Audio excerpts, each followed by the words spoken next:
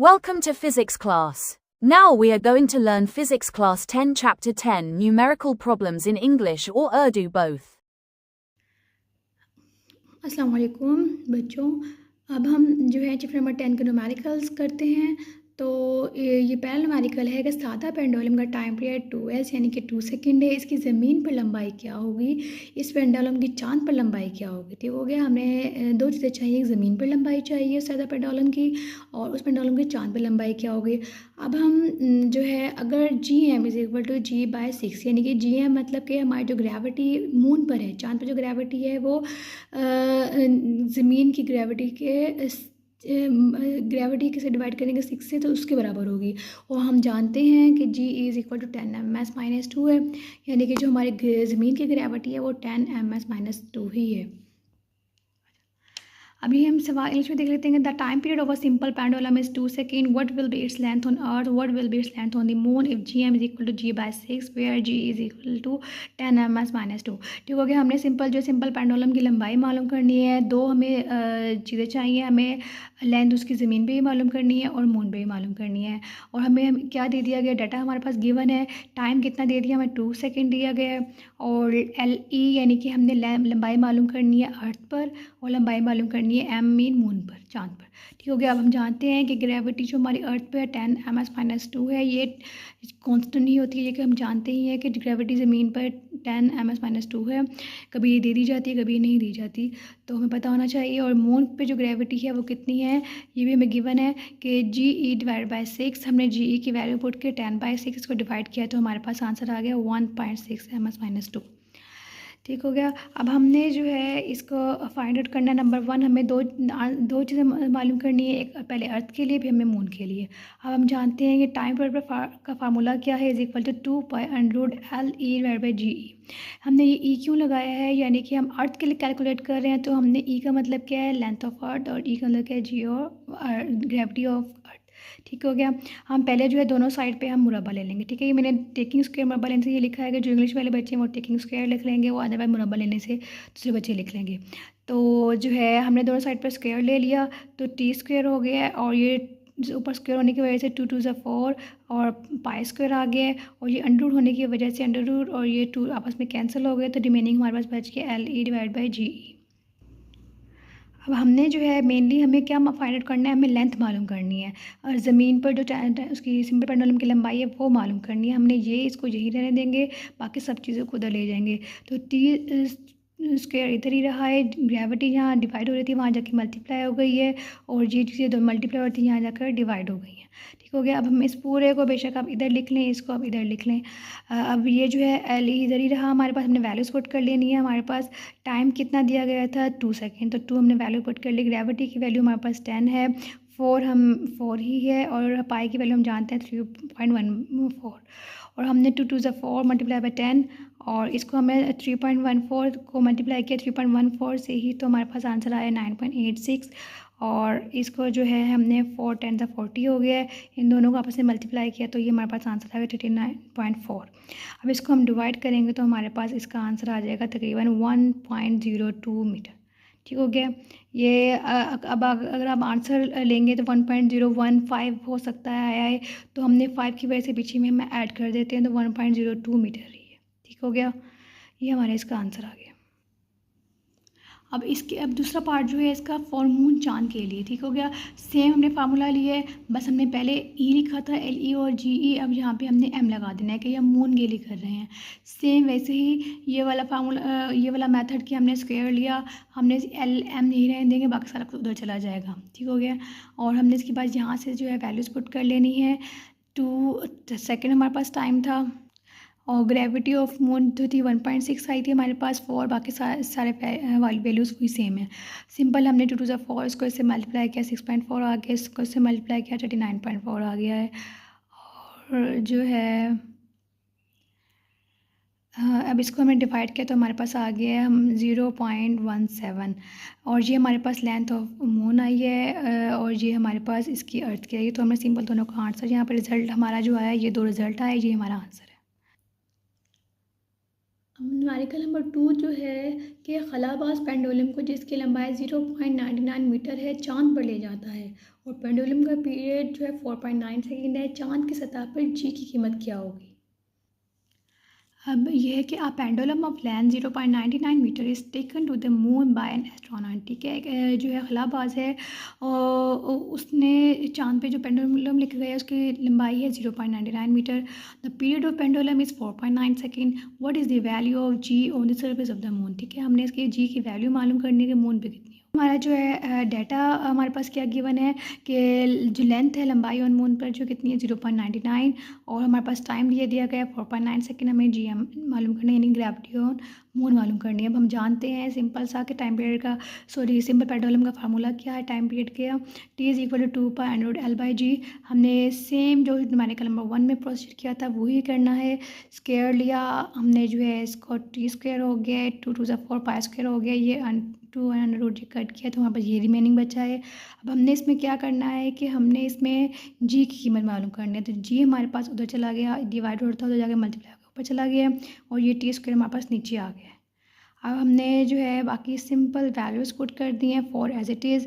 पाई की वैल्यू हम जानते हैं 3.14, एल की कीमत हमारे पास 0.99 थी और टाइम पीरियड हमारे पास 4.9 था और इसको 2 टाइम्स मल्टीप्लाई किया, इसको इससे मल्टीप्लाई किया 39.4 और इसको 2 टाइम्स मल्टीप्लाई किया तो 24.01, इनको डिवाइड किया तो इसका आंसर ये आ गया है और इसको इसके साथ मल्टीप्लाई किया तकरीबन हमारे पास आया आंसर 1.62 जो को राउंड ऑफ करके आया हमारे पास तकरीबन 1.6 ms-2।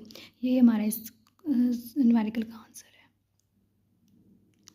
और न्यूमेरिकल नंबर 3 जो है कि सादा पेंडुलम जिसकी लंबाई 1 मीटर है और उसे ज़मीन और चांद पर रखा गया है, उसका टाइम पीरियड मालूम करना है और चांद की सतह पर जी की कीमत कितनी है 1/6 GE, जबकि G is equal to 10 ms-2।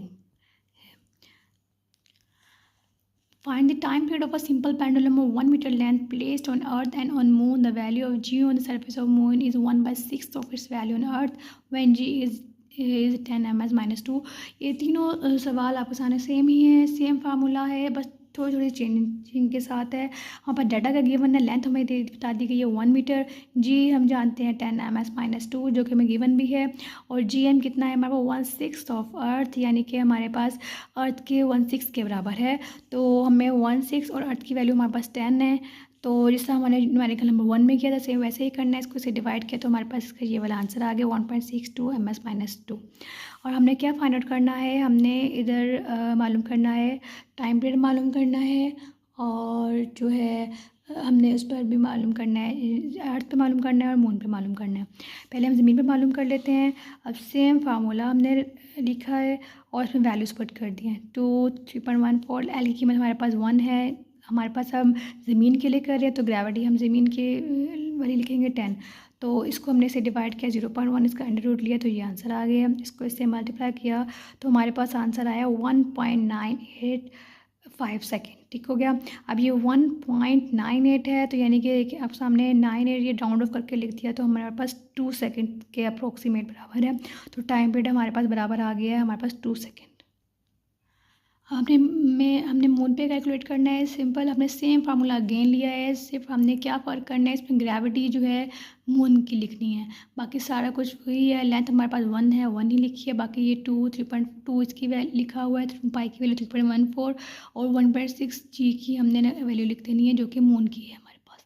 हमने इसको डिवाइड किया, इसको बाद इसका जो अंडर रूट लेकर इसको मल्टीप्लाई किया तो हमारे पास आंसर आया है 4.9 सेकेंड। ठीक है, तो हमारे पास जो रिज़ल्ट आया है इसका कि हमारे पास टाइम पीरियड ऑन अर्थ है 2 सेकेंड और टाइम पीरियड ऑन मून है 4.9 सेकेंड। अब न्यूमेरिकल नंबर 4 है कि एक सादा पेंडुलम अपनी एक वाइब्रेशन 2 सेकेंड में मुकम्मल करता है, इसकी लंबाई मालूम करें, जबकि G is equal to 10 ms-2 है। अब सिंपल पेंडुलम जो है completes 1 vibration in 2 second, calculates its length when g is equal to 10 ms-2। हमारे पास जो है सिंपल पेंडुलम का उन्होंने बता दिया कि एक वाइब्रेशन कंप्लीट करता है कितने सेकंड टाइम में, 2 सेकेंड में, ग्रेविटी कितनी है 10 ms-2। हमने जो है लेंथ फाइंड आउट करनी है, टाइम पीरियड का फार्मूला हम जानते हैं। ठीक हो गया। हमने इसका अगेन स्क्वायर लिया, हमने इसका वो कट कर दिया, तो हमने हमारे पास ये वाली कंडीशन आ गई। हमने एल फाइंड आउट करना है, बाकी सारा कुछ उधर चला जाएगा। टी स्क्वायर उधर ही रहा, जी यहाँ डिवाइड हो रहा था, वहाँ जाके मल्टीप्लाई हो गया।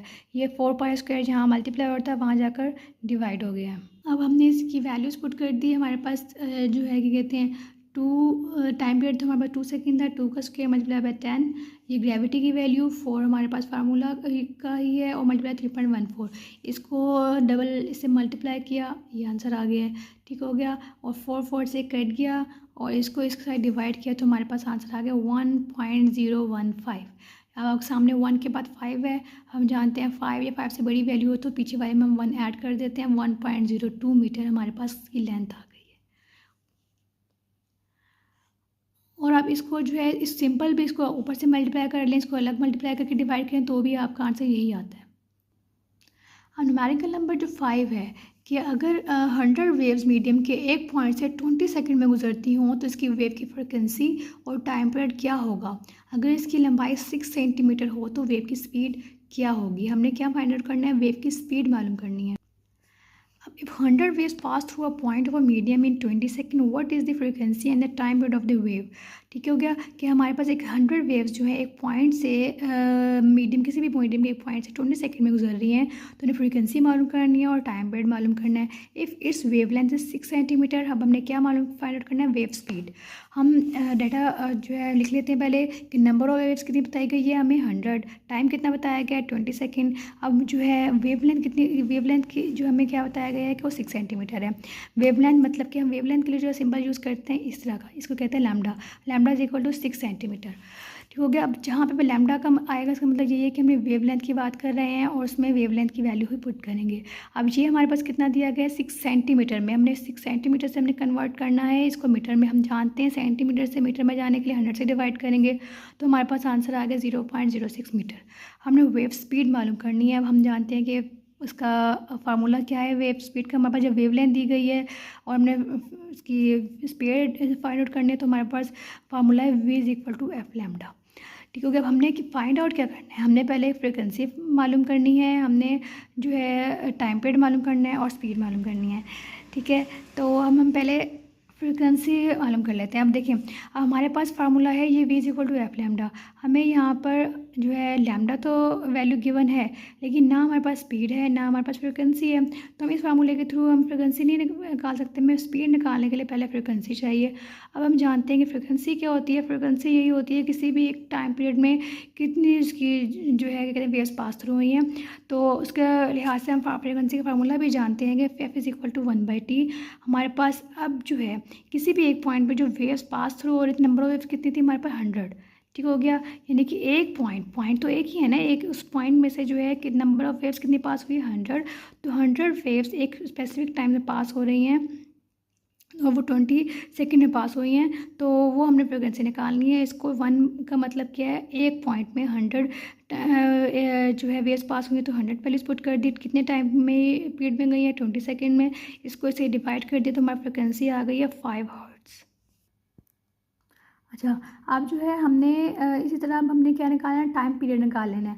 अब हम जानते हैं कि ना अब f इज़ इक्वल टू जो है 1/t होता है, तो जो है अब हमने जब t निकालना है तो f नीचे चला गया, t ऊपर आ गया है, तो t is equal to 1/f। हमारे पास अभी हमने फ्रीक्वेंसी की वैल्यू निकाल ली है 5 हर्ट्ज़ आई है, हमने 1 को 5 से डिवाइड किया तो हमारे पास टाइम पीरियड कितना आ गया 0.2 सेकेंड आ गया। ठीक हो गया। अब हमने स्पीड मालूम करनी है। हम जानते हैं v is equal to f lambda, frequency हमारे पास 5 आई है और लैम्डा की वैल्यू हमें गिवन थी यानी कि वेवलेंथ की वैल्यू, हमें सिंपल इसको इसे मल्टीप्लाई कर ले तो हमारे पास स्पीड की वैल्यू आ गई है 0.3 ms-1। न्यूमेरिकल नंबर जो 6 है कि एक रिपल टैंक में पानी की सतह पर वाइब्रेट करते हुए लकड़ी के एक टुकड़े की फ्रीक्वेंसी है 12 हर्ट्ज़ और उससे पैदा होने वाली वेव की वेवलेंथ 3 सेंटीमीटर है, वेव की स्पीड क्या होगी। A wooden bar vibrating into the water surface in a ripple tank has frequency of 12 hertz। ठीक हो गया। The resulting wave has a wavelength of 3 centimeter। What is the speed of wave। इन्होंने जो है क्या symbol लगाया है कि वुडन बार है जो कि पानी में वाइब्रेट कर रहा है, ठीक है, और जो है उसकी फ्रिक्वेंसी कितनी है 12 हर्ट्ज़। हमें रिजल्टिंग वेव की जो वेवलेंथ है वो 3 सेंटीमीटर है, हमने स्पीड मालूम करनी है। अब फ्रिक्वेंसी कितनी हमें गिवन है 12 हर्ट्ज़। वेवलेंथ कितनी हमें बताई गई है 3 सेंटीमीटर। वो अगेन सेंटीमीटर है तो हमने इसको मीटर में कन्वर्ट करना है। 3 को 100 से डिवाइड किया तो हमारे पास आ गया मीटर में आंसर 0.03। हम वी की वैल्यू क्या है, हमारे वी के हम जानते हैं कि फार्मूला के is equal to f lambda. F की वैल्यू क्या है हमारे पास 12, लैम्डा की वैल्यू 0.03। सिंपल इसको इससे मल्टीप्लाई किया तो हमारे पास इसकी स्पीड आ गई 0.36 एम बाय एस लिख रहे हैं या MS-1 लिख रहे हैं मीटर पर सेकेंड। न्यूमेरिकल नंबर 7 की एक स्प्रिंग में पैदा होने वाली ट्रांसफर वेव की फ्रिक्वेंसी 190 हर्ट्ज है और स्प्रिंग की लंबाई की तरफ 90 मीटर का फासला 0.5 सेकंड में तय करती है। हमें 3 चीज़ें मालूम करनी है, वेव का पीरियड क्या होगा, वेव की स्पीड क्या होगी, वेव की वेवलेंथ क्या होगी। Transverse wave produced on a spring has a frequency of 190 Hz and travels along the length of the spring of 90 meter in 0.5 second. What is the period of wave? What is the speed of wave and what is the wavelength of wave? ठीक हो गया। हमें ये 3 चीज़ें find out करनी है कि हमें टाइम पीरियड मालूम करना है, पीरियड मतलब टाइम पीरियड मालूम करना है, स्पीड मालूम करनी है और उसकी वेवलेंथ की वेव मालूम करनी है। ठीक हो गया। तो हमारे पास फ्रिक्वेंसी कितनी गिवन है 190 हर्ट्ज है, लेंथ कितनी है 90 मीटर, टाइम कितना है 0.5 सेकेंड। वो हमने वो अगेन टाइम पीरियड मालूम करना है, स्पीड मालूम करना है और वेवलेंथ मालूम करनी है। और नंबर 1 अब जो है हमने अगर हमने स्पीड पहले फाइंड आउट करेंगे तो हमारे पास जो है वो चाहिए हमें हमारे पास तो वेवलेंथ की भी वैल्यू नहीं है तो हम पहले क्या निकालेंगे टाइम पीरियड। तो टाइम पीरियड का फार्मूला क्या है हम जानते हैं कि 1/f और फ्रिक्वेंसी में कितनी गिवन है 190। तो हमने 1 को 190 से डिवाइड कर लिया तो हमारे पास इसका आंसर आया है 0.005। और आपको जिस तरह के पहले भी मैंने बताया था कि जब भी आगे हमारे पास 5 या 5 से कोई बड़ा वैल्यू हो तो पीछे में राउंड ऑफ करते हैं, 0 में हम पीछे 1 ऐड करेंगे तो हमारे पास आंसर आ जाएगा 0.01 सेकेंड। ये नेक्स्ट वाला वैल्यू 5 है तो हम इस 0 में 1 ऐड कर देंगे तो हमारे पास टाइम पीरियड आ गया है 0.01 सेकेंड। और नंबर सेकंड पार्ट जो इसका हमने फाइंड आउट करने हैं, हमने इसका फाइंड करनी है स्पीड। अब जो है हम जानते हैं कि एक फार्मूला तो हमें पता है कि v is equal to f lambda है, ठीक होगा, फ्रिक्वेंसी और वेवलेंथ। लेकिन हमने यह फार्मूला यूज़ किया डिस्टेंस बाय टाइम क्योंकि हमारे पास जो है इसमें सवाल में हमारे पास टाइम की वैल्यू भी है और डिस्टेंस जो है हमें डिस्टेंस भी वैल्यू पता है। अगर v is equal to f lambda की बात करें तो हमें वे लैम्डा की वैल्यू भी फाइंड आउट करनी है और फ्रिक्वेंसी की भी। तो लेकिन जब भी हमारे पास सवाल में जो है डिस्टेंस की या किसी भी लेंथ की बात की गई होगी तो हम ये वाला फार्मूला भी यूज़ कर सकते हैं। ठीक हो गया। तो अगर हम सवाल में देखेंगे तो उन्होंने कहा हुआ है कि स्प्रिंग की लंबाई की तरफ इसका जो 90 मीटर का फासला है, ठीक है, इसकी जो लेंथ है जो कितनी 90 मीटर, तो वो उस फासले का जो है फिर फासले की हमें वैल्यू गिवन है और टाइम भी दिया गया है। तो हम स्पीड के लिए हम ये वाला फार्मूला भी यूज़ कर सकते हैं कि v is equal to distance divide by time. ठीक हो गया कि हम जानते हैं कि v जो है किसी भी इकाई वक्त में तय करदा फासला को हम वेलोसिटी कहते हैं, तो स्पीड कहते हैं। तो हमने जो है सिंपल इसमें वैल्यूज पुट कर लेंगे, v is equal to distance divide by time. तो डिस्टेंस हमारे पास कितना दिया गया यानी कि फासला कितना दिया गया 90, टाइम कितना हमें दिया गया 0.5। इसको इसे डिवाइड कर ले तो हमारे पास आ गया 180 ms-1। अब नंबर पार्ट 3 जो है हमने क्या मालूम करना है, हमने मालूम करना है वेवलेंथ। हम जानते हैं v is equal to f lambda है। अब हमारे पास जो है फ्रीक्वेंसी की वैल्यू भी है और इसकी स्पीड की वैल्यू भी है। हमने वेवलेंथ मालूम करनी है। वेवलेंथ हमारे पास इधर ही रहा, ये मल्टीप्लाई हो रहा है, वहाँ जाकर डिवाइड हो गया। अब जो है हमने सिंपल वैल्यूज पुट कर ली, v की वैल्यू 180, f की 190। इसको इससे डिवाइड किया तो हमारे पास वेवलेंथ के आंसर आ गया 0.95 मीटर। ठीक है, रिजल्ट हमारे पास क्या आया, time period 0.01 second, speed 18 ms-1 और वेवलेंथ आ गया 0.95 मीटर। अच्छा, न्यूमेरिकल नंबर जो 8 है कि अब कम गहरी प्लेट में 6 सेंटीमीटर लंबाई की पानी की वेव्स पैदा होती हैं। एक मुकाम पर पानी ऊपर नीचे 1 सेकेंड में 4.8 ऑसिलेशन मुकम्मल करता है। हमने क्या मालूम करना है, पानी की वेव्स की स्पीड मालूम करनी है और पानी की वेव्स का पीरियड क्या होगा ये हो गया। अब जो है water waves in shallow dish are 6.0 centimetre long, ठीक है, उसकी जो इतनी लेंथ है उसकी लंबाई है और at one point the water moves up and down at a rate of 4.8 oscillations per second. ठीक है, 1 सेकेंड में वो 4.8 ऑसिलेशंस पैदा कर रहा है। तो हमने वाटर वेव्स की स्पीड मालूम करनी है और टाइम पीरियड मालूम करना है वाटर वेव्स का। चलिए डाटा लिख लेते हैं। तो हमारे पास जो है वेव्स की लंबाई यानी कि डिस्टेंस कितना है 6.0 सेंटीमीटर है। इसको हमने मीटर में कन्वर्ट कर लिया, ठीक हो गया। फ्रीक्वेंसी कितनी है 4.8 हर्ट्ज़। हमें स्पीड फाइंड आउट करना है, टाइम पीरियड फाइंड आउट करना है। हमारे पास जो है टाइम पीरियड क्या है इज इक्वल टाइम पीरियड का फार्मूला हम जानते हैं 1/f। हमें सिंपल 1 को डिवाइड किया फ्रिक्वेंसी से, तो हमारे पास इसका टाइम पीरियड का फार्मूला आंसर आ गया 0.21 सेकेंड। और जो है स्पीड का फार्मूला क्या होता है is equal to distance divide by time. जब भी हमारे पास जो है सवाल में लेंथ की बात कर दी जाएगी तो हम ये वाला फार्मूला यूज़ करेंगे स्पीड के निकालने के लिए। तो हमें सवाल में हमें इन्होंने लंबाई बताई गई थी, इसका यानी कि कितनी लंबी इसकी वेवलेंथ थी, तो हमने ये वाला फार्मूला यूज़ करे हैं distance divide by time. Distance हमारे पास कितना है 0.06 और टाइम कितना है 0.21। इसको इसे डिवाइड किया तो हमारे पास इसका आंसर आ गया है 0.29 ms-1। एक न्यूमेरिकल नंबर 9 के एक रिपल टैंक जिसकी चौड़ाई जो है 80 सेंटीमीटर है, इसके एक सीरीज से वाइब्रेटर वेव्स पैदा करता है जिनकी फ्रिक्वेंसी 5 हर्ट्ज है और वेवलेंथ कितनी है 40 मिलीमीटर है। रिपल टैंक से गुजरने के लिए वेव्स को कितना वक्त दरकार होगा। At one end of a ripple tank 80 centimeter across 5 hertz vibrator produces waves whose wavelength is 40 millimeter. Find the time the waves need to cross the tank. ठीक हो गया। तो हम रिपल टैंक में जो है एक वाइब्रेटर है जो कि वेव्स पैदा कर रहा है और उसकी रिपल टैंक की चौड़ाई जो 80 सेंटीमीटर है और उसकी फ्रिक्वेंसी जिसमें वो वाइब्रेटर वेव्स पैदा कर रहा है उसकी फ्रिक्वेंसी 5 हर्ट्ज है और वेवलेंथ कितनी है 40 मिलीमीटर। तो अब हमने जो है टाइम पीरियड मालूम करना है। जानते हैं कि लेंथ कितनी है हमारे पास 80 सेंटीमीटर, ठीक है। और एक रिपल टैंक की जो उसने लेंथ बताई है चौड़ाई बताई है उसकी 80 सेंटीमीटर है, तो उसको हम सेंटीमीटर से मीटर में कन्वर्ट करने के लिए 100 से डिवाइड किया तो हमारे पास 0.8 मीटर आ गया। और फ्रिक्वेंसी कितनी है 5 हर्ट्ज। और जो है हमारे पास जो है अब अपने वेवलेंथ का वैल्यू क्या है हमारे पास 40 मिलीमीटर। अब हम जानते हैं कि हमारे पास 1 मीटर में 1000 मिलीमीटर्स होते हैं, तो हमने मिलीमीटर से मीटर में कन्वर्ट करने के लिए इसको 1000 से डिवाइड करेंगे। 40 को 1000 से डिवाइड किया तो 0.04 मीटर हमारे पास इसका आंसर आ गया। टाइम जो है हमने फाइंड आउट करना है, तो v is equal to f lambda. और जो है हमारे पास फ्रिक्वेंसी आ गई है v, फ्रिक्वेंसी की वैल्यू है हमारे पास 5। इसको हमने वेवलेंथ 0.04 से मल्टीप्लाई किया तो हमारे पास स्पीड की वैल्यू आ गई 0.2 ms-1, ठीक है। अब जो है हमारे पास यहाँ पर ये स्पीड आ गई है, ठीक है। अब हमारे पास दूसरा फार्मूला जो है अब हम जानते हैं कि स्पीड का फार्मूला क्या है, एक फार्मूला d/t है यानी कि डिस्टेंस डिवाइड बाई टी। हमारे पास डिस्टेंस भी गिवन है, अब टी भी आ गया और टी हमने फाइंड आउट करना है। वी हमारे पास हमें मालूम कर लिया है, तो हमारे पास जो है वी इधर मल्टीप्लाई हो रहा है वहाँ चला के डिवाइड हो जाएगा, टी इधर जाकर ऊपर आ जाएगा। तो हमारे पास डिस्टेंस कितना है, तो हमारे पास d है, इसकी चौड़ाई जो है लंबाई कितनी चौड़ाई कितनी है 0.8 और जो है हमारे पास स्पीड कितनी है मैंने निकाली है 0.2। इसको हमने इसके साथ डिवाइड कर लिया तो हमारे पास इसका टाइम पीरियड आ गया है, time is equal to 4 second.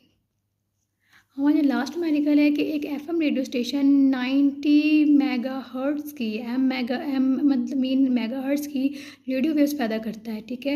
In waves की वेवलेंथ क्या होगी जबकि 1 m बराबर किसके है 10⁻⁶ के, और रेडियो वेव की स्पीड कितनी है 3 × 10⁸ ms-1। अब ये लास्ट न्यूमेरिकल क्या है, what is the wavelength of the radio wave transmitted by an FM station at 90 megahertz. ठीक हो गया कि हमें वेवलेंथ मालूम करनी है रेडियो वेव्स की जो कि एफएम स्टेशन से ट्रांसमिट की जा रही हैं 90 मेगाहर्ट्ज़ की फ्रिक्वेंसी से, वेयर जबकि जो है 1 m जो है किसके बराबर है 10⁻⁶ and speed of radio wave is 3/10⁸ ms-1। और फ्रिक्वेंसी हमें दे दी गई है 90 मेगाहर्ट्ज़। अब हम जानते हैं कि मेगा का मतलब 10⁻⁶ ही है और दूसरा में सवाल में मैंने बता दिया है कि 1 m बराबर है 10⁶, तो हमने 90 और m की जगह लिख लिया 10⁻⁶ हर्ट्ज़। ठीक हो गया बच्चों, 90 m की वैल्यू लिख ली है हमने 10⁻⁶, वो हर्ट्ज़ हमने यूनिट ऐसे इसका उतार लिया है। और स्पीड हमारे पास कितनी दी गई है 3 × 10⁸ ms-1 हमने वेवलेंथ फाइंड आउट करना। अब v is equal to f lambda होता है, हमें लैम्डा मालूम करना है, तो ये मल्टीप्लाई हो रहा है वहाँ जाके डिवाइड हो जाएगा और जो है हमने इसके बाद वैल्यूज़ पुट कर लेनी है। लैम्डा इधर ही रहा, तो v की वैल्यू हमारे पास कितनी है 3/10⁸ और फ्रिक्वेंसी हमारे पास कितनी है 90 × 10⁻⁶। अब जो है हमने 3 को 90 से डिवाइड किया तो हमारे पास आंसर है 0.033। और ये अब हमने इन दोनों को अलग से डिवाइड कर लिया और जो सेम 10 की पावर्स वाली वैल्यूज़ थी इनको हमने अलग से सॉल्व करेंगे। हमारे पास दोनों की बेस सेम है तो ये पावर ऊपर जाके माइनस हो जाएगी, डिवाइड हो रहा है तो पावर ऊपर जाके माइनस हो जाएगी। 8 - 6, ठीक हो गया। 8 में 6 के तो हमारे पास 2 रिमेनिंग रह गया है। और जो है हमने 10 की पावर 2 को जो अगर हम खोल के लिख लेंगे, 10 की पावर 2 का मतलब क्या है, आगे 2 0, 10 की पावर 2 का मतलब ये 100 है ना।